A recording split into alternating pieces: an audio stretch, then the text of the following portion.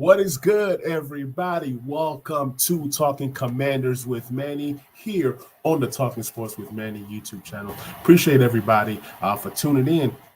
So, guys, we won. We won a game that was tough to win, and every win I'm grateful for. Like, I've gotten to the point to where I have to be grateful for every single win now. Like, there's no more, oh, we barely won, or we won, or we're trying to. Nah. Anytime we can win a game, I'm excited and I'm happy, to be honest. So, moving on along. So, the Commanders defeat the ATL Falcons 24-16. And to be honest, I really didn't know how this game was going to go. I was one of those fans that was kind of mad at how the season was going. I wasn't happy with anything that's in regards to the Commanders because like the product has been bad. You know, you got the new ownership, you have the fans, you have that new rekindled love for the team, but it just hasn't always been great this season. Starting out 2-0 and then losing the next three and then now winning again. So it's good to get back on a winning track. Just real quick, Sam Howell, his first three touchdown game. He didn't throw the ball much. He didn't move the ball much. It was just like a real solid game out of him. 151 yards passing, three passing touchdowns. Thanks to the three turnovers that we were able to, the three takeaways plus the long punt return, we had a short field in a lot of situations. So we kind of maximized those short fields. Even at that, we threw the ball for 23 times. We ran the ball 22 times. And the running game wasn't really effective. But shout out to Chris Rodriguez Jr., who came in and gave us a little punch in the run game. 4 carries for 23 yards, averaging 5.8 yards per carry. And Tony Gibson also did well in the ground game, 3 for 15. So just a team effort. We rushed for 72 yards as a team, which isn't great.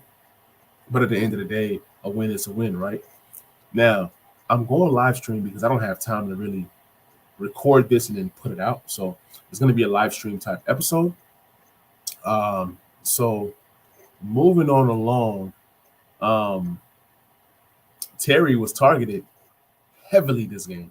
So Sam threw the ball 23 times, but 11 of those went to, he threw the ball 23 times, and 11 of those went to Terry. He was targeted 11 times, and he caught 6 of that. And I was excited, 6 for 81 yards. And it just shows that they are serious about getting Terry the ball. And really, Terry was open a lot. There were some passes that Sam threw that didn't really connect. But for the fact that Terry was targeted 11 times, it just bodes well for how they feel about Terry as a player and what they're trying to do. Curtis Samuel has been an unsung hero for this team. Was targeted 4 times, 4 receptions for 42 yards on the score. But he also had a rushing I don't know if it was a rush or a pass.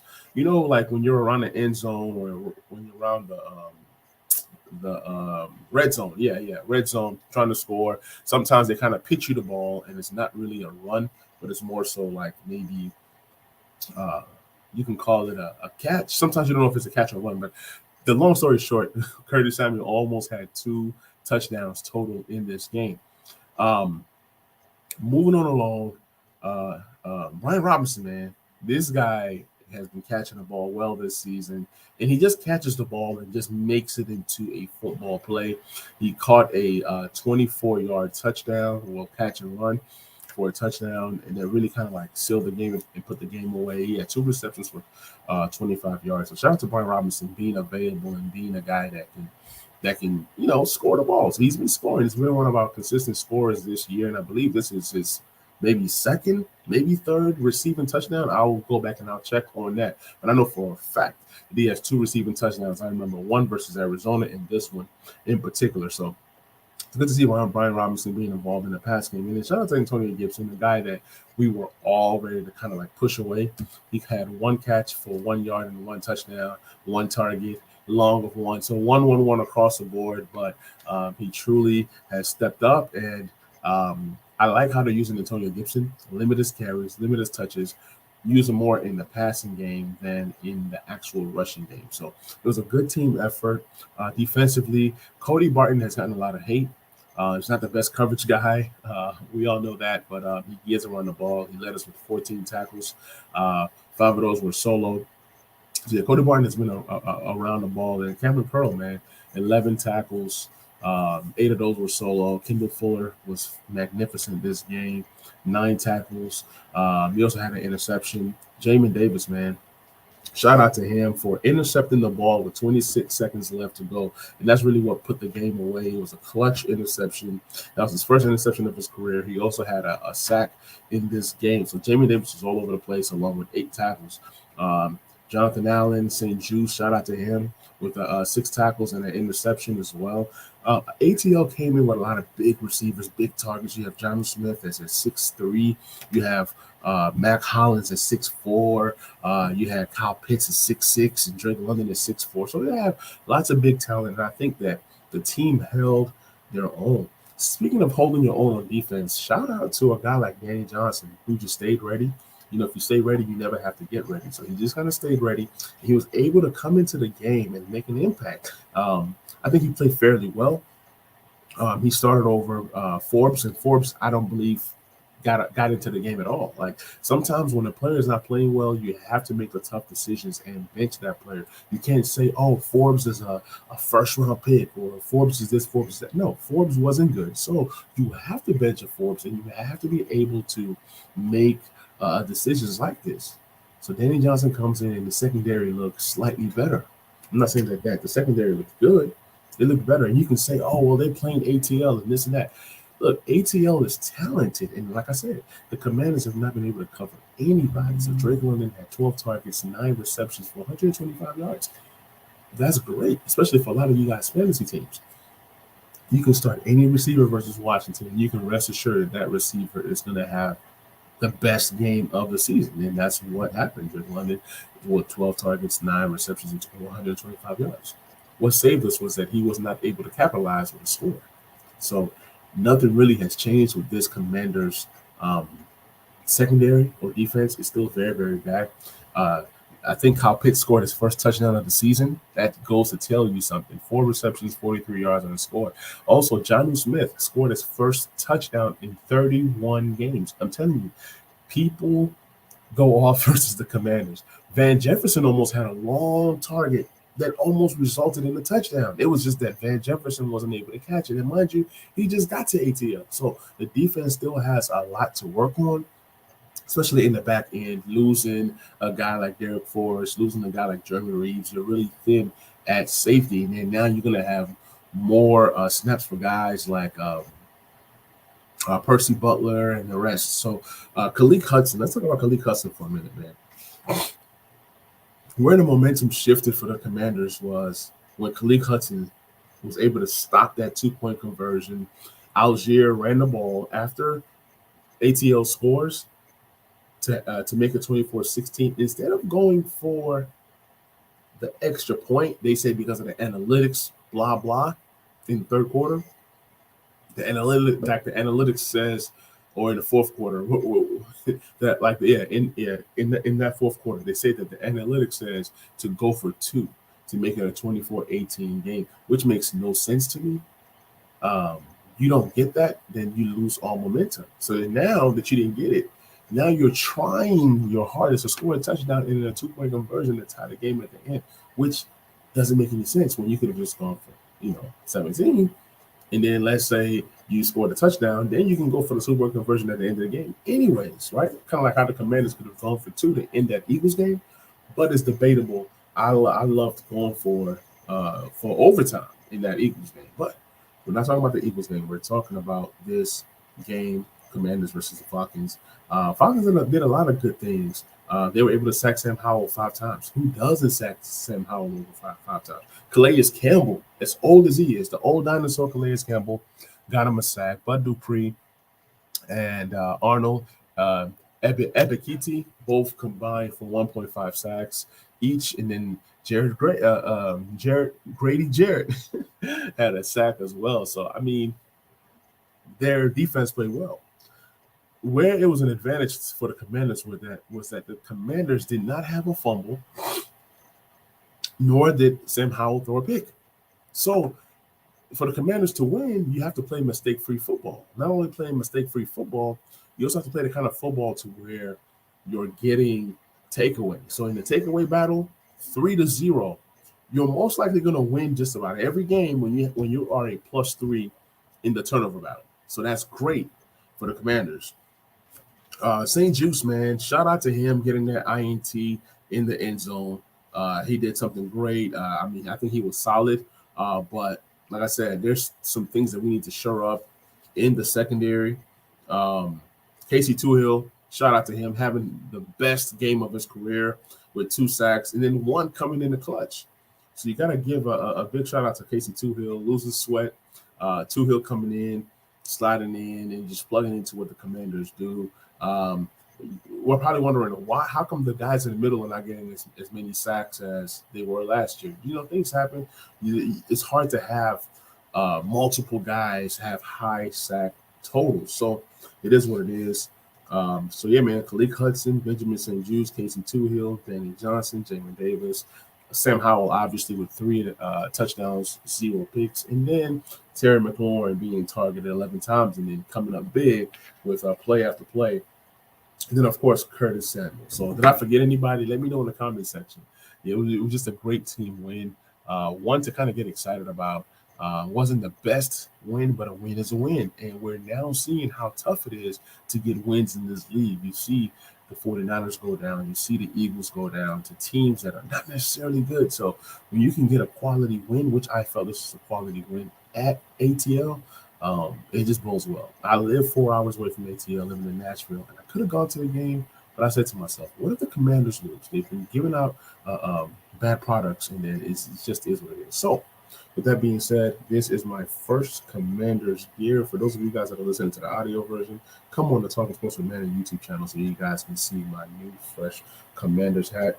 I was already going to buy gear for the Commanders, and it just happened to be that it comes in and then we actually win. When we win, I wear my Commanders /Redskins /Washington football gear, which I own no Washington football gear. I do have a Washington football lawn chair. And this is my first Commanders gear, which is the Commanders hat. Not a big fan of the name, but I got to support the team. But as always, you know, I'm always rocking my Redskins because I'm not going to trash what I already have. I'm just going to keep rocking what I have until, you know, I can't rock it anymore. So, but yeah, I did get 2 Commander shirts. They're coming in, so I'm excited about that.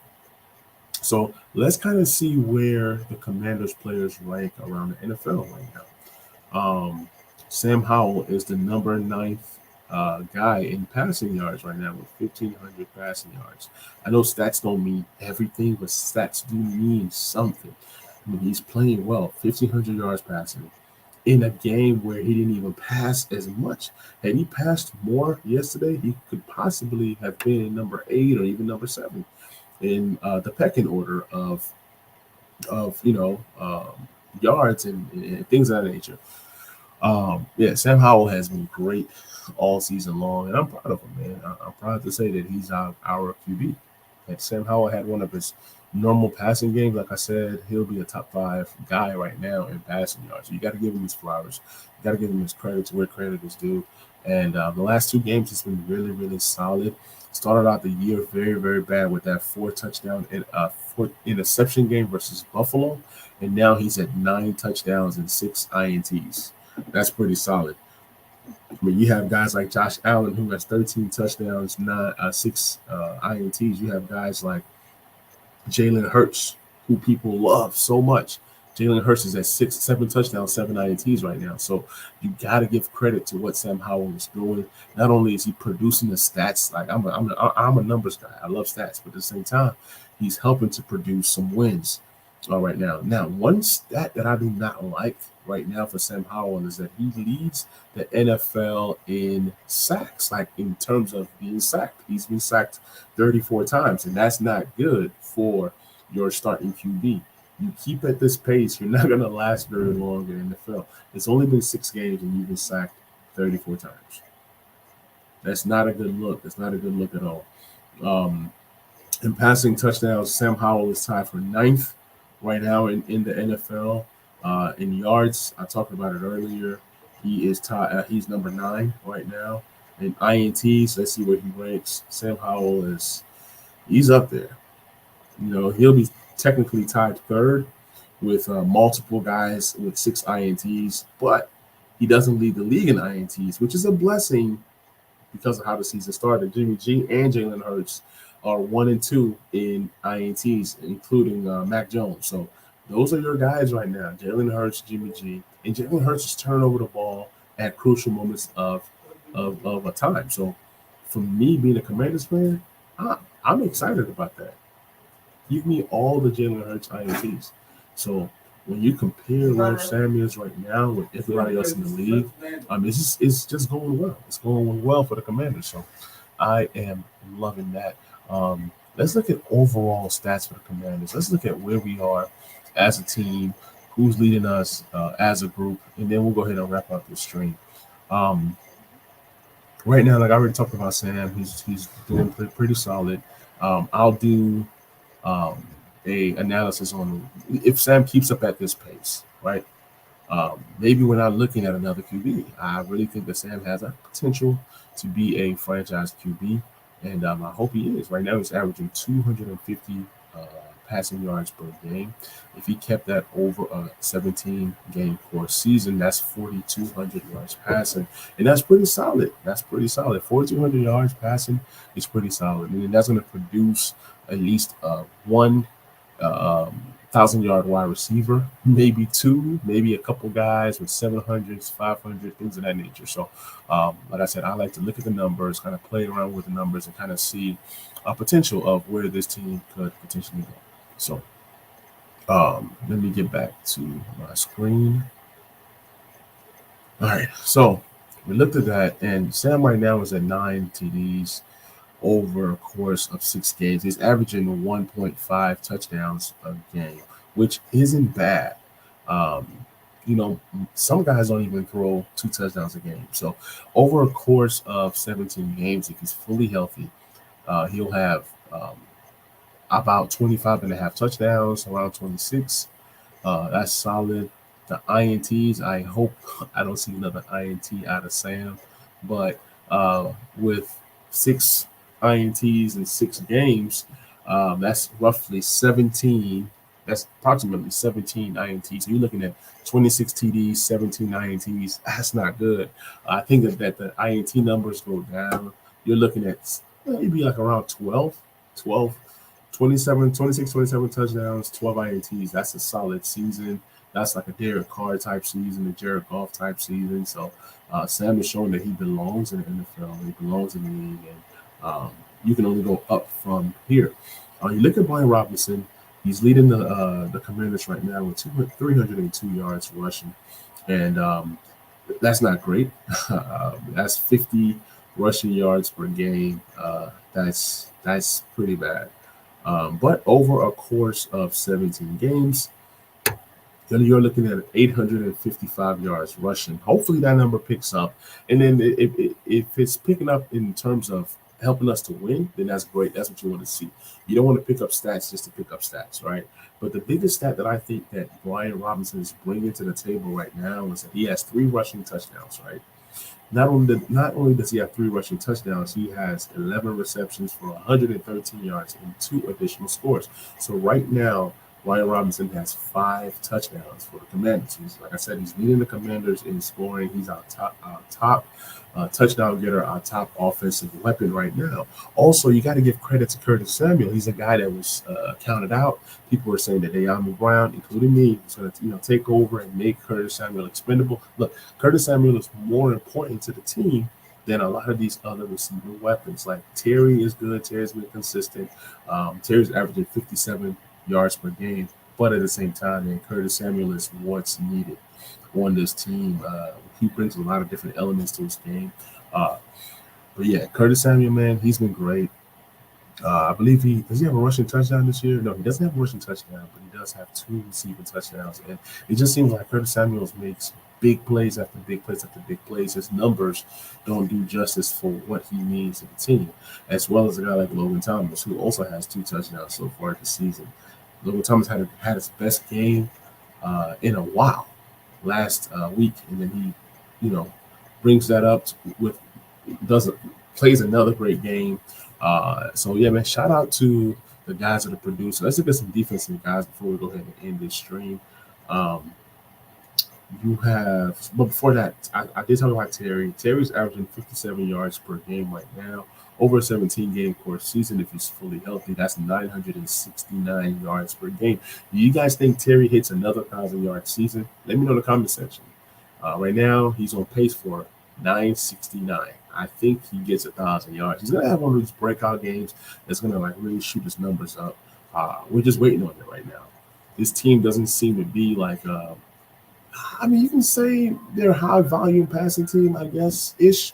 They're better passing team definitely than they were last year, but it's just like some games you don't need to pass, and when you're winning, you want to kind of stay within winning and not really throwing stuff out there and just collecting stats, collecting empty stats. So I do like that. Cody Barton is leading the team right now with 59 tackles. He's on pace for a lot of tackles this season. Probably averaging like right under 9 tackles a game. Yeah, he's at 9.8 over a course of 17 games. Cody Barton has a chance to have 167 tackles. That's a real thing. Cameron Curl is right there with him with 55 tackles, and over a course of 17 games, Cameron Curl could be right at 155. So those are your two biggest tackle getters, and if they both stay healthy, there's no doubt in my mind that both guys will have over 100 tackles. Like, I mean, it's just 6 games in, and both guys are on pace to shatter some crazy tackle numbers for the Commanders. Jamin Davis is playing well. He has 2 sacks so far this season, and that's the surprising thing with Jamin Davis is that he's actually getting to the QB in different ways. He's forcing fumbles. He's getting tackles for loss. He has an INT. This is his best season so far, but where can the Commanders play Jamin Davis along that linebacker court to really bring out the best out of Jamin Davis? I think he should be playing a strong linebacker position to where he's getting after the quarterback, getting this guy to cover some. I mean, he was covering a tight end on that last play, and he did it really, really well. I mean, I'd rather Jamin Davis cover these tight ends than a guy like Cody Barton. So I just hope that Jamin Davis continues to grow as a player. Guys like Benjamin St. Juste got a pick. Kendall Fuller has 2 picks so far this year. Emmanuel Forbes, I really hope he gets together. He's a special talent. He's just not playing special right now. So I don't know what happens with Emmanuel Forbes in the future. Hopefully they can kind of get that figured out. But back to what the Commanders do well, and that's sacks. Right now they're being led by Montez Sweat. 4.5 sacks. You have Chase Young with 3, Casey Toohill with 3, Jonathan Allen with 3, Jamin Davis with 2. And that's a good problem to kind of have multiple guys who are doing multiple things. I don't know who leads the team with sacks this year, but my guess it will have to be one of these guys that are playing for a contract, Montez Sweat, Chase Young. We don't know if any of these guys get traded during the trade deadline. I hope not. We don't know what the owners want to do, to be honest. Like, after this season, I think you're going to see a lot of change for the Commanders regardless of the record. Some coaches won't be back. Some coordinators won't be back. Some players won't be back. But it's Victory Monday. The Commanders defeat the Atlanta Falcons. Hope you guys enjoyed the episode. I'm excited for the next game, which is the Giants. Right now, we don't know if Daniel Jones plays or not. We know that Tyrod Taylor almost beat the Bills yesterday, so Tyrod Taylor might be a better QB for the Giants than Daniel Jones. I'm just being honest. They was able to move the ball a lot last night. So we'll see what happens there. Saquon Barkley is back, which is bad for us, but at the same time, I think this is a game that we have to dominate. If Daniel Jones plays well versus the Commanders. So I don't know who I want to see more out there, if it's Daniel Jones or if it's Tyrod Taylor. I'm going to catch you guys on the next episode. Please subscribe to the YouTube channel, Talking Sports with Manny. And also, please subscribe to the podcast on Apple, Talking Commanders with Manny. And I'm going to catch you guys on the next episode. Hail to the Commanders, man. Let's get it.